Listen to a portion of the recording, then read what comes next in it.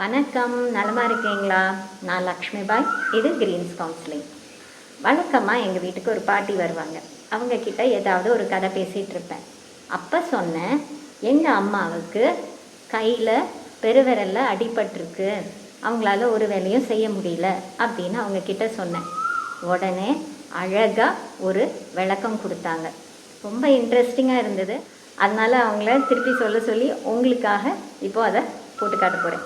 ஓகேவா? பாருங்க.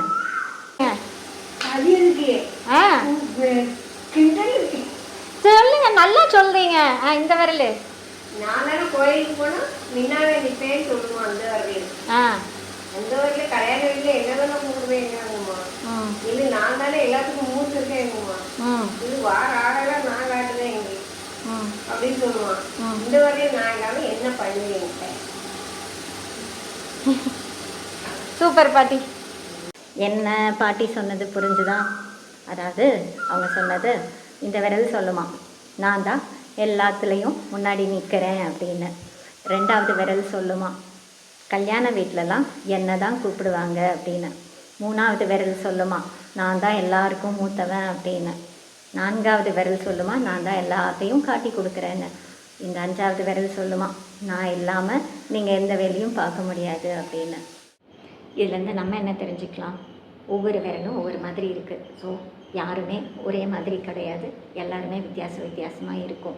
அப்புறம் ஒவ்வொருத்தருக்கும் ஒவ்வொரு வேலை இருக்குது. அவர் ஒரு வேலையை அவர் ஒரு கரெக்டாக பார்த்தாலே போதும், அவங்களோட பொறுப்புகளை சரியாக செஞ்சாலே போதும், பாதி பிரச்சனை இருக்காது.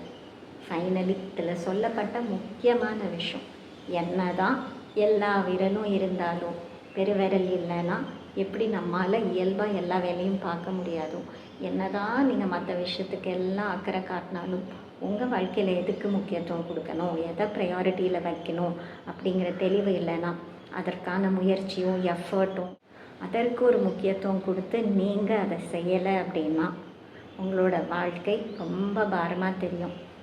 இல்லை, அதை கரெக்டாக செஞ்சிட்டீங்க அப்படின்னா உங்கள் வாழ்க்கை கண்டிப்பாக ஈஸியாகவும் இருக்கும், வெற்றியையும் பார்ப்பீங்க. அவ்வளோதான். Thank you, tata. Like, share and subscribe.